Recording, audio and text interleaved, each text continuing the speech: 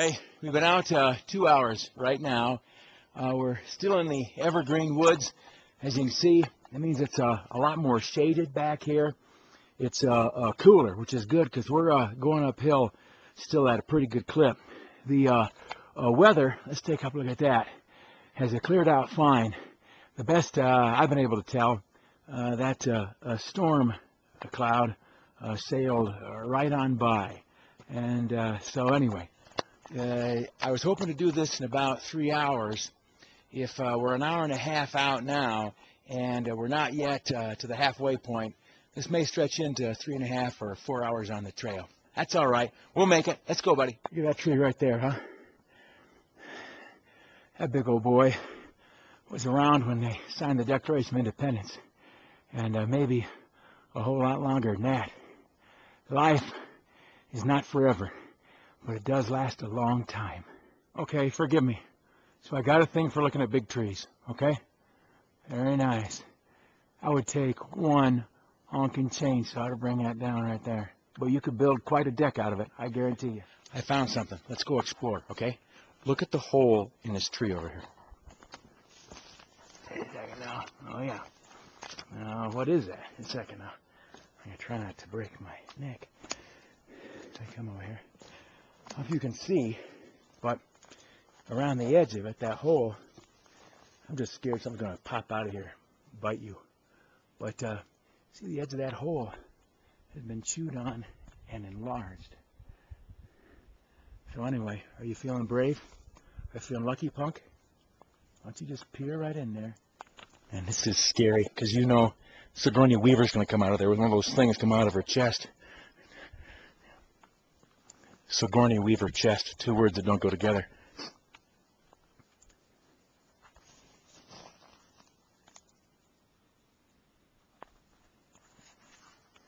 Yeah, okay, this is boring.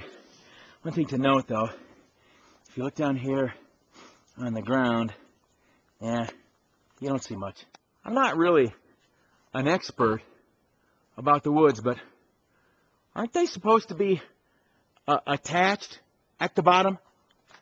You know, I was thinking, I might have been wrong about why the evergreens go on one side of the mountain. It may not be where the snow accumulates. It may be the prevailing winds, because the prevailing winds will tend to drop most of the precipitation on one side of the mountain. Did I tell you this was like a steep mountain? Anyway, typically there's a wet side of the mountain and a dry side of the mountain. Maybe we're on the wet side. I don't know. Because a motorcyclist. Come on, buddy. Come on. How you doing? Good. Good. It's a great day, huh? Yeah. See you, buddy. I'm by myself. Okay. All right. Thanks, buddy. Some people get bent out of shape by motorcyclists or bicyclists out on the trail. They think somehow it ought to just belong to hikers. I don't feel that way. I feel like we're all Americans.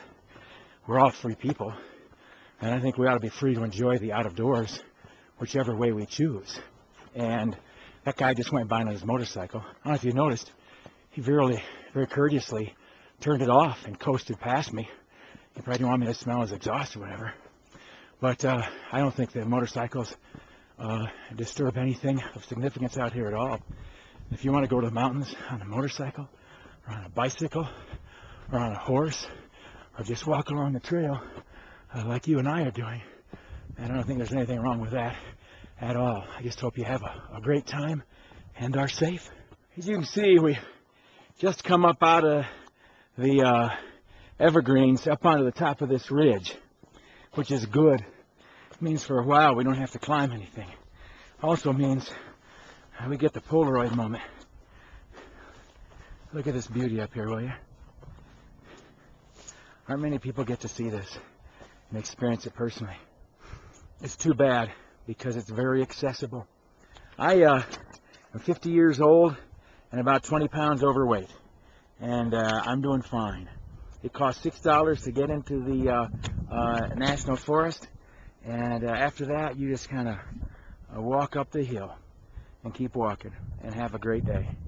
I tell you what, you see stuff like this, and you know that there is a God up in heaven who made this place.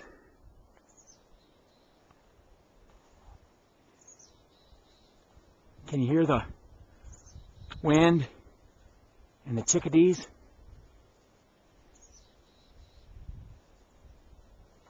That's kind of pretty right there. Okay, we have been on the trail an hour and 55 minutes, and we are now at the junction where we're supposed to catch that ridge trail number 157. And we want to make a left turn on it. We don't want to accidentally go downhill on that trail. We want to go uphill on this trail. That's a good rule of thumb. You're not going to find many trails named Ridge Trail that go downhill. According to the map, we are 3.5 miles in, and the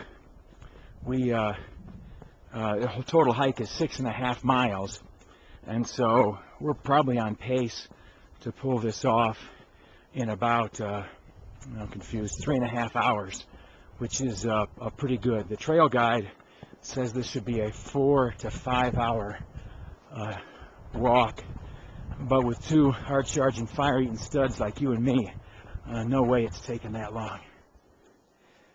This is, again, we're still on that ridge trail. We've been out 2 hours even. Beautiful up here. I don't know if you can see, there's just a bit of a rainbow over there in that far valley. And the reason for that is because right now they're getting the living snot kicked out of them with that storm you and I were hoping to avoid. So our good fortune is their bad fortune. That's where we're hiking, into that sky right there. And over there is where you would have wished you had a rain poncho. Trudge, trudge, trudge. There's the Heber Valley again. And you can see that that storm is just passing out of it. You are looking pretty much east, and the storm came from the west and leaves nothing but beautiful blue skies and bright sun behind it.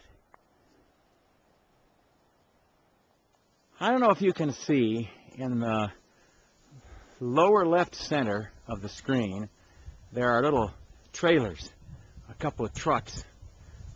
That's where that Deer Creek was, and we've done a lot of walking to get from there to here.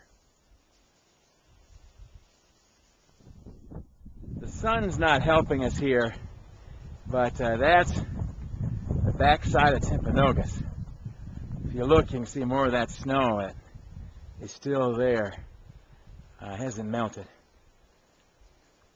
Pretty spectacular views up here. We're at another fork in the road. Mountain bikers do an awful lot to maintain the trails, and they may be some of the folks who use the trails almost more than anybody. Lets them get around, see things, move a little faster, use their time a little bit wiser. Here we got a little bit of a meadow and some aspens. Or maybe a quarter way back down from the highest point we reached. These are rose hips here. The seed pod, the fruit of the wild rose of these mountains. You can eat these. They're high in vitamin C. You can also pound them up, make like a lemonade out of them, or boil them and make a tea. But we're going to leave these here because there'll be some bird or deer come by here, probably needs it a little bit more than we do.